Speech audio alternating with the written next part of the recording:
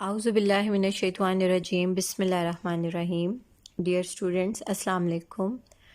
بیٹے آج ہم موضوعاتی مطالعہ نمبر 3 کا سوال نمبر 1 پڑھیں گے جو آپ کی ٹیکسٹ بک کے پیج نمبر 64 پر ہے۔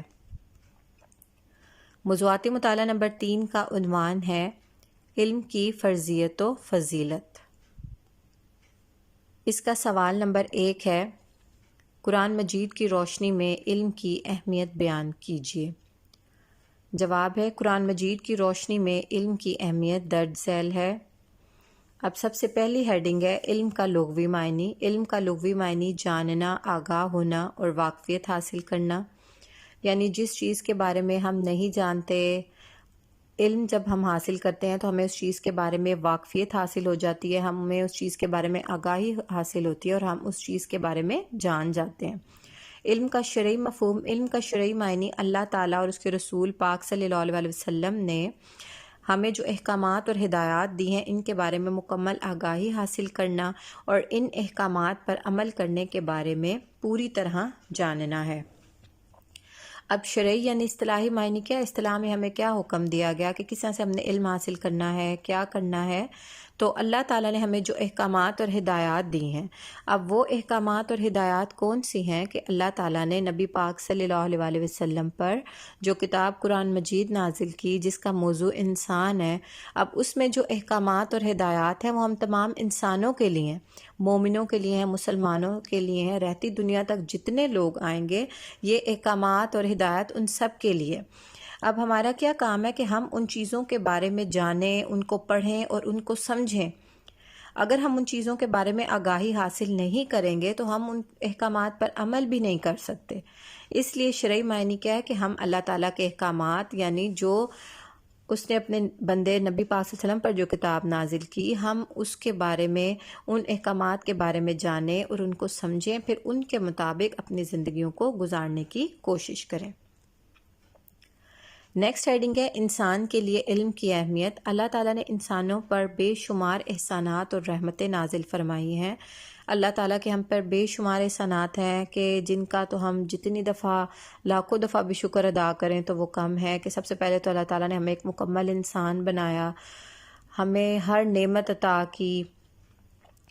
اس کے علاوہ اللہ تعالیٰ کے اتنے احسانات اور رحمتوں کے علاوہ جو اللہ تعالیٰ کا سب سے بڑا احسان ہے وہ کیا ہے کہ اللہ تعالیٰ نے ان کی تعلیم و تربیت کے لیے انبیاء کرام مبعوث فرمائے۔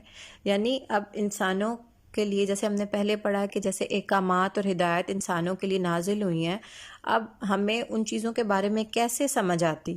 جب تک ہمیں کوئی بتانے والا نہ ہوتا، نہ کوئی سکھانے والا ہوتا، تو خود سے تو انسان تو پھر جو جی میں آئے وہی کرتا ہے جب تو اس کو کوئی سیدھا راستہ دکھانے والا نہ ہو۔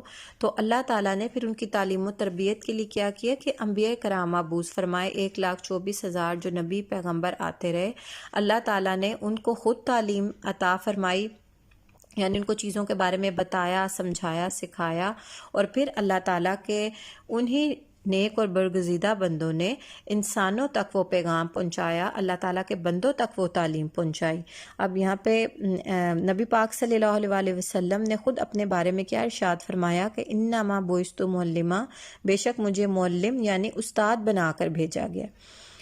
یعنی آپ صلی اللہ علیہ وسلم نے اپنے آپ کو معلم کہا، استاد کہا، کس لیے کہ اللہ تعالیٰ نے جو پیغام دیے ہیں آپ صلی اللہ علیہ وسلم ہم تک پہنچائیں گے اور ہمیں ان چیزوں کے بارے میں سکھائیں گے، بتائیں گے، سمجھائیں گے۔ چنانچہ علم ہی وہ تاج اور شان سرفرازی ہے جس نے انسان کو دوسری تمام مخلوقات سے افضل بنا دیا۔ اب دیکھیں کہ انسان کو اللہ تعالیٰ نے علم کی دولت سے نوازا، اور یہ وہ نعمت ہے جس میں دوسری کوئی مخلوق انسان کا مقابلہ نہیں کر سکتی، اور اس سے تمام مخلوقات پر انسان کی برتری ثابت ہوتی ہے۔ اسی لیے علم ہی کی وجہ سے انسان کو اشرف المخلوقات کہتے ہیں۔ ہر ایک خیرات کردہ چیز کا اثر اس کی موجودگی تک رہتا ہے، یعنی کوئی بھی چیز ہے، اگر ہم خیرات کرتے ہیں، کسی کو دیتے ہیں، تو جب تک وہ چیز موجود رہتی ہے، جب تک اس چیز کی موجودگی ہوتی ہے تب بھی کوئی انسان اس کو استعمال کر سکتا ہے۔ جب تک وہ چیز ختم ہوتی ہے تو ظاہر اس کی موجودگی نہیں ہوگی، تو نہ ہی اس کا کوئی استعمال ہوگا، نہ ہی کوئی اس سے فائدہ اٹھا سکے گا۔ لیکن علم کا فیض ہمیشہ رہتا ہے اور ہمیشہ ایک کے بعد دوسرے تک پہنچتا رہتا ہے۔ یعنی علم ایک ایسا صدقہ جاری ہے کہ ہم کسی کو سکھاتے ہیں تو ہمیں اس کا اجر و ثواب ملتا رہتا ہے، اب وہ بندہ آگے سے کسی کو سکھائے گا، اسی طرح یہ سلسلہ چلتا رہتا ہے، علم پھیلتا رہتا ہے اور سکھانے والے کو اس کا اجر و ثواب ملتا رہتا ہے۔ علم کی اہمیت قرآن مجید کی روشنی میں۔ علم کی اہمیت قرآن کی روشنی میں درج ذیل ہے۔ پہلی ہیڈنگ ہے پہلی وحی۔ قرآن حکیم نے متعدد بار علم کی اہمیت کو بیان کیا ہے اور انسان کو علم حاصل کرنے کا حکم دیا ہے، یہاں تک کہ پہلی وحی میں بھی پڑھنے کا حکم دیا، جیسا کہ قرآن مجید میں ارشاد ہے، اقرأ بسم ربک الذی خلق خلق الانسان من علق اقرأ وربک الاکرم الذی علم بالقلم علم الانسان ما لم یعلم۔ ترجمہ، اپنے پروردگار کے نام سے پڑھیے جس نے سب کو پیدا کیا، انسان کو خون کی پھٹکی سے بنایا، خون کی پھٹکی یعنی جمے ہوئے خون سے بنایا۔ پڑھیے کہ آپ صلی اللہ علیہ وسلم کا پروردگار بڑا کریم ہے جس نے قلم کے ذریعے علم سکھایا اور انسان کو وہ کچھ سکھایا جس کا اسے کوئی علم نہ تھا۔ قرآن مجید کی سب سے پہلے نازل ہونے والی ان آیات میں 2 بار پڑھنے کی تاکید کی گئی ہے۔ اب اس میں بیٹے آپ کو یہ چیزیں یاد رکھنی ہیں کیونکہ اکثر MCQs میں بھی آ جاتی ہیں کہ پہلی وحی جو نازل ہوئی اس میں کتنی آیات تھی، تو آپ کو پتہ ہونا چاہیے کہ پہلی وحی میں سورہ علق کی ابتدائی 5 آیات جو ہیں وہ نازل ہوئیں۔ آپ صلی اللہ علیہ وسلم غار حرا میں موجود تھے تو آپ صلی اللہ علیہ وسلم پر یہ وحی نازل ہوئی۔ اب پہلی وحی میں اسی میں دیکھیں کہ پہلی وحی میں ہم علم کی اہمیت کا اندازہ اس بات سے لگا سکتے ہیں کہ جو آپ صلی اللہ علیہ وسلم پر پہلی وحی نازل ہوئی اس کے پہلے ہی لفظ میں اللہ تعالیٰ نے ہمیں پڑھنے کا حکم دیا۔ پڑھنے کا حکم اس وحی میں 2 بار آیا ہے، لیکن اس کے ساتھ ساتھ اس میں دیکھیں کہ ہمیں ایک اہم ترین وسیلہ بھی بتا دیا گیا کہ کس طرح سے ہم نے سیکھنا ہے جس میں ہمیں سمجھنے میں سیکھنے میں آسانی ہوگی۔ تو تعلیم کے لیے اہم ترین وسیلہ قلم کا بھی ذکر اس میں کر دیا گیا تاکہ لوگوں کے لیے، انسانوں کے لیے کسی بھی قسم کی مشکل نہ رہے، وہ چیزوں کو لکھیں گے، پڑھیں گے، ان کو سمجھنے میں آسانی ہوگی، جب وہ سمجھ جائیں گے تو پھر وہ اس کے مطابق اس پر عمل کریں گے۔ نیکسٹ ہیڈنگ ہے اللہ تعالیٰ کا احسان۔ اللہ تعالیٰ کے انسان پر یوں تو بے شمار احسانات ہیں، مگر ان میں احسان عظیم یہ ہے کہ اللہ تعالیٰ نے انسان کو علم عطا فرمایا۔ علم انسان کے لیے ایسی نعمت ہے جو اسے باقی تمام مخلوقات سے اعلیٰ مقام پر فائز کر دیتی ہے۔ اب جیسے بیٹے ہم نے پہلے بھی پڑھا کہ اللہ تعالیٰ نے جو ہے انسان کو اشرف المخلوقات جو ہے کہا، وہ کس وجہ سے کہ دیکھیں کہ انسان کو علم عطا فرمایا۔ علم ہی جو ہے انسان کے لیے اللہ تعالیٰ کی ایسی نعمت ہے جو اسے باقی تمام مخلوقات سے افضل بنا دیتی ہے، اعلیٰ درجے اور اعلیٰ مقام پر فائز کر دیتی ہے۔ اب نیکسٹ ہے ہیڈنگ منصب خلافت۔ علم ہی وہ دولت ہے جس کی بدولت انسان زمین پر اللہ تعالیٰ کا خلیفہ یعنی نائب بنا ہے، اور فرشتوں کو حکم دیا گیا کہ وہ حضرت آدم علیہ السلام کو سجدہ کریں، گویا علم انسان کی عظمت کی بنیاد ہے۔ اب بیٹے دیکھیں اس میں کہا گیا ہے کہ فرشتوں کو حکم دیا گیا کہ وہ حضرت آدم علیہ السلام کو سجدہ کریں۔ اب یہ کس وجہ سے کہا گیا کہ اللہ تعالیٰ نے حضرت آدم علیہ السلام کو کچھ چیزوں کے نام اور ان کے فوائد وغیرہ کا علم دیا، کچھ چیزوں کے نام یعنی سکھا دیے، ان کو بتا دیے۔ اب جب دوبارہ حضرت آدم علیہ السلام سے وہ چیزیں جب ان کو سکھا دی گئیں، پھر جب ان سے دوبارہ پوچھا گیا کہ کہا گیا کہ حضرت آدم علیہ السلام کو کہ ان چیزوں کے نام بتاؤ، تو حضرت آدم علیہ السلام نے فوراً ہی وہ سب کچھ بیان کر دیا جو کہ اللہ تعالیٰ نے ان کو سکھایا تھا۔ لیکن وہی چیزیں جب فرشتوں سے پوچھی گئیں تو فرشتے ان چیزوں کے بارے میں بیان نہ کر سکے۔ اب اسی طرح سے اللہ تعالیٰ نے ایک تو فرشتوں پر حکمت تخلیق آدم واضح کر دی، اور دوسرا دنیا کا نظام چلانے کے لیے علم کی اہمیت و فضیلت بھی بیان فرما دی۔ اور جب تک یہ حکمت و اہمیت علم فرشتوں پر واضح ہوئی تو انہوں نے پھر اس چیز کا اعتراف کر لیا کہ ہمیں ان چیزوں کے بارے میں نہیں پتہ تھا، ہم ان چیزوں کے بارے میں نہیں جانتے تھے، اور ساتھ یہ چیز بھی سب پر واضح ہوگی کہ انسان کہ اتنا ہی علم ہوتا ہے کہ جتنا اللہ تعالیٰ اس کو عطا فرماتا ہے۔ اب اللہ تعالیٰ نے جتنا حضرت آدم علیہ السلام کو بتایا، سکھایا، جب حضرت آدم علیہ السلام سے پوچھا گیا تو حضرت آدم علیہ السلام نے انہی چیزوں کے بارے میں بتایا۔ اسی علم ہی کی وجہ سے پھر حضرت آدم علیہ السلام کو فرشتوں کو حکم دیا گیا کہ وہ اللہ تعالیٰ کے حکم سے جو ہے حضرت آدم علیہ السلام کو سجدہ کریں۔ اب یہ جو سجدہ ہے بیٹے، یہ چیز بھی آپ پہ واضح ہو کہ سجدہ جو ہے صرف اور صرف ہم اللہ تعالیٰ کی ذات کے لیے کرتے ہیں، اس کے علاوہ کوئی بھی سجدہ جو ہے وہ جائز نہیں ہے۔ نبی پاک صلی اللہ علیہ وسلم کا مشہور فرمان ہے کہ اگر اللہ تعالیٰ کے علاوہ سجدہ کسی کے لیے بھی جائز ہوتا تو وہ عورت کو حکم ہوتا کہ وہ اپنے خامن کو سجدہ کرے، اس کے علاوہ جو ہے وہ کسی کو بھی سجدہ جائز نہیں ہے۔ اور یہ بھی اس ٹائم اللہ تعالیٰ نے حکم دیا، اور جب فرشتوں پر حضرت آدم علیہ السلام کی وہ علم کی وجہ سے وہ تکریم و فضیلت جو واضح ہو گئی، اس وجہ سے وہ سجدہ جو ہے ان کی تعظیم میں تھا، نہ کہ عبادت کے طور پر۔ اسی لیے اب ہم کسی کو اس کی عزت و تعظیم، اس کے مرتبے کے لحاظ سے بھی ہم سجدہ نہیں کر سکتے۔ یہ اللہ تعالیٰ کا حکم تھا جو اس ٹائم فرشتوں نے پورا کیا۔ اب ہم جو سجدہ کرتے ہیں صرف اور صرف اللہ تعالیٰ کو کرتے ہیں، اس کے علاوہ کوئی بھی سجدہ جو ہے وہ جائز نہیں ہے۔ نیکسٹ ہیڈنگ ہے عالم اور جاہل میں فرق۔ قرآن کریم نے علم کی اہمیت واضح کرنے کے لیے مثال دی ہے کہ جس طرح دیکھ سکنے والا شخص اور نابینا شخص برابر نہیں ہو سکتا، اسی طرح عالم اور جاہل کا مقام بھی برابر نہیں ہو سکتا۔ اب دیکھیں کہ اس کی مثال کیسی ہے کہ جیسے اندھیرے اور ایک روشنی کی مثال ہے۔ عالم اور جاہل کی مثال ہم کس طرح سے دے سکتے ہیں کہ جیسے ایک اندھیرا اور روشنی ہے، جو عالم ہے، جو علم رکھنے والا انسان ہے، اب اس کے لیے کیا ہے کہ ہر طرف ایک روشنی ہی روشنی ہے۔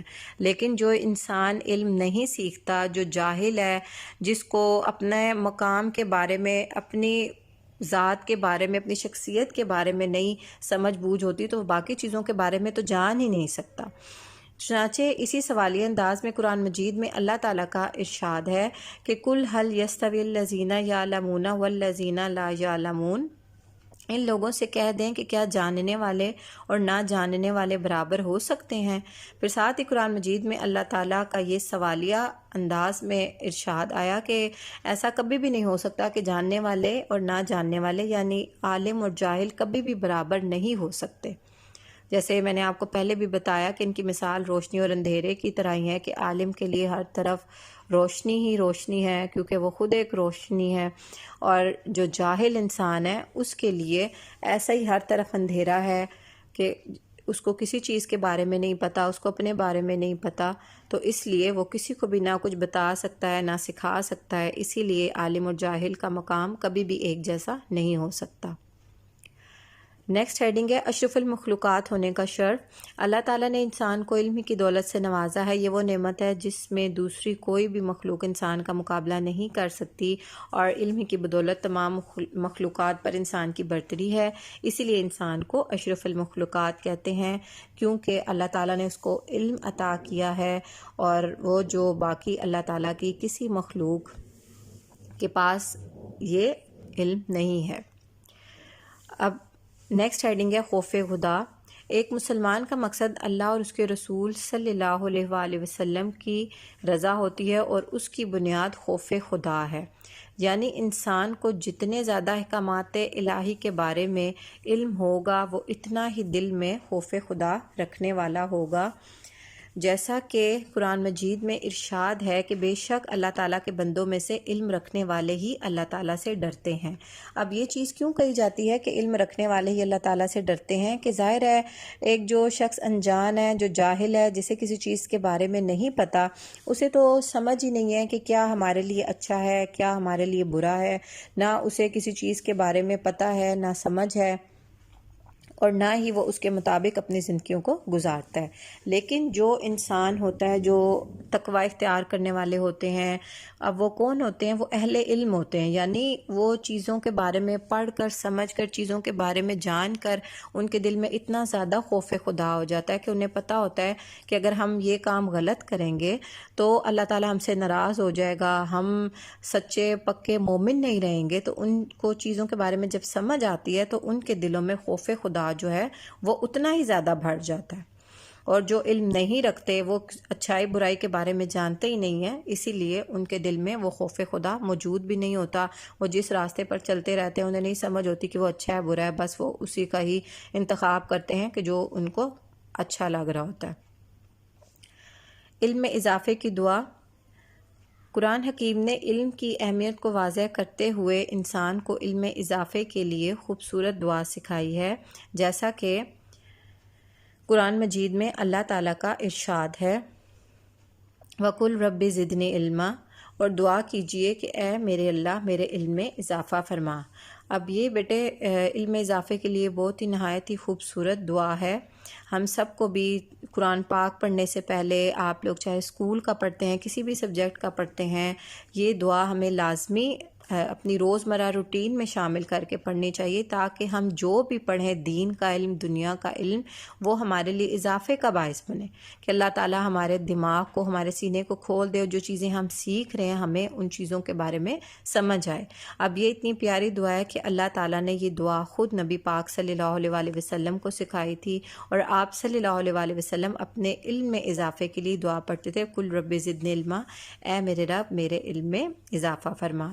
اور اس لیے تمام طلباء کو بھی چاہیے کہ وہ اپنے علم میں اضافے اور برکت حاصل کرنے کے لیے ہر وقت اللہ تعالیٰ سے یہ دعا مانگتے رہیں، اور خصوصاً پڑھنے سے پہلے، کوئی بھی سبق یاد کرنے سے پہلے آپ اس دعا کو لازمی پڑھا کریں۔ اب یہ لاسٹ ہیڈنگ ہے، درجات کی بلندی۔ علم ہی وہ خزانہ ہے کہ جس کی بنا پر انسان کے درجات میں بلندی ہوتی ہے، چنانچہ قرآن مجید میں اللہ تعالیٰ کا ارشاد ہے جو لوگ تم میں سے ایمان لائے اور جن کو علم عطا کیا گیا، اللہ تعالیٰ ان کے درجات بلند کر دے گا، اور اللہ تمہارے سب کاموں سے باخبر ہے۔ اب دیکھیں کہ علم کی وجہ سے درجات کی بلندی ہوتی ہے، جیسے دنیا میں ہوتے ہیں نا گریڈز ہوتے ہیں، جیسے آپ لوگ پیپر دیتے ہیں، پاس ہوتے ہیں، فرسٹ سیکنڈ تھرڈ، یہ گریڈز ہیں، درجے ہیں، پوزیشنز ہیں۔ اسی طرح علم ہی کی وجہ سے آخرت میں بھی جو ہے، جو نیک انسان ہے جنہوں نے اپنی زندگی جو ہے وہ کس چیز میں وقف کی کہ وہ علم حاصل کرتے رہیں، علم و حکمت کی تلاش میں رہے، تو یہاں پھر اللہ تعالیٰ کی نظر میں ایسے لوگوں کے درجات بہت زیادہ بلند ہوں گے، کہ کیونکہ مومن جو ہے یہ علم و حکمت اسی کے لیے ہے، اور اسے چاہیے کہ وہ اس کو آخری جب تک اس کی ہمت ہے وہ اس کو حاصل کرنے کی کوشش کرتا رہے، کیونکہ وہی اس کا سب سے زیادہ حقدار ہے۔ تو جب وہ علم حاصل کرتا رہتا ہے یہاں تک کہ وہ سیکھتے سیکھتے ہی یہاں تک کہ وہ جنت میں پہنچ جاتا ہے، علم کی تلاش میں رہتا ہے، اس میں مصروف رہتا ہے، اس میں بحث و مباحثہ کرتا ہے، تو اللہ تعالیٰ نے اس کے لیے بے پناہ اجر و ثواب رکھا ہے، اور آخرت میں بھی ایسے لوگوں کے درجات اللہ تعالیٰ سب سے زیادہ بلند کرتا ہے۔ اب اس کے علاوہ بھی جو رسول پاک صلی اللہ علیہ وسلم کی جیسے ہم نے دعا پڑھی تھی کہ اللہ تعالیٰ ہمارے علم میں اضافہ فرما، اس کے ساتھ ساتھ اگر ہم وہ جو ہے نبی پاک صلی اللہ علیہ وسلم کی دعائیں دیکھیں کہ روزانہ جو صبح شام آپ صلی اللہ علیہ وسلم دعا مانگا کرتے تھے، اس میں سے ایک دعا یہ بھی ہے اللہم انی اسألک علما نافعا، یعنی اے اللہ میں تجھ سے نفع دینے والے علم کی درخواست کرتا ہوں۔ اب دیکھیں بیٹے یہ جو دعائیں ہیں اگر ہم ان کو پڑھیں، اپنی زندگی کا معمول بنا لیں، تو اس سے کیا ہے کہ ہم جو بھی علم حاصل کریں گے، چاہے وہ تھوڑا ہے یا وہ زیادہ ہے، تو وہ علم جو ہے وہ ہمیں انشاءاللہ لازمی فائدہ پہنچائے گا، اور ہم اس کے مطابق چلیں گے، اس پر ہم عمل کریں گے۔ تو ہمیں کیا چاہیے کہ ہم زیادہ سے زیادہ علم حاصل کریں، تاکہ ہم دین و دنیا دونوں میں کامیاب ہو سکیں۔ اور یہ اینڈ پہ ایک شعر ہے، یہ بھی آپ ساتھ اس کو ایڈ کر سکتے ہیں، علم زیور ہے مرد و زن کا، جہل دشمن ہے تن من دھن کا۔ اب یہ بیٹے ہمارا سوال نمبر 1 جو ہے یہ مکمل ہوا، موضوعاتی مطالعہ نمبر 3 کا۔ امید ہے بیٹے آپ کو یہ اچھے طریقے سے سمجھ آ گیا ہوگا۔ اب اس کے ساتھ آپ کو یہ بھی بتاؤں بیٹے کہ جو یہ آپ کے سلیبس کی حدیث نمبر 2 ہے، اس کی تشریح بھی جیسے آپ لوگوں نے ڈیٹیل سے کی ہوئی ہے، اگر آپ اس کی تشریح کو بھی اس میں ایڈ کرنا چاہیں، اس میں سے بھی کچھ ہیڈنگز، تو جتنا آپ لکھتے ہیں لانگ کوسچن اتنے ہی زیادہ اور اچھے مارکس آپ کو ملتے ہیں۔ اب اسی طرح سے وہ حدیث نمبر 2 آ جاتی ہے، تو اس کی تشریح ہے، اس میں کچھ آپ اس سوال کی ہیڈنگز میں سے ایڈ کرنا چاہیں تو وہ ایڈ کر سکتے ہیں، اس طرح سے یہ کہ آپ کو اور زیادہ اچھے نمبر جو ہے وہ مل سکتے ہیں۔ اب آج آپ کا ہوم ورک کیا ہے کہ آپ نے اس سوال کو لکھنا ہے اور اس کو اچھے طریقے سے یاد کرنا ہے۔ جب آپ لکھیں گے تو جو آپ کو مائنڈ میں کنفیوژن ہے، جو چیز آپ کو صحیح طرح سے نہیں سمجھ آئی، انشاءاللہ وہ بھی سمجھ آ جائے گی۔ اوکے بیٹے، اللہ حافظ۔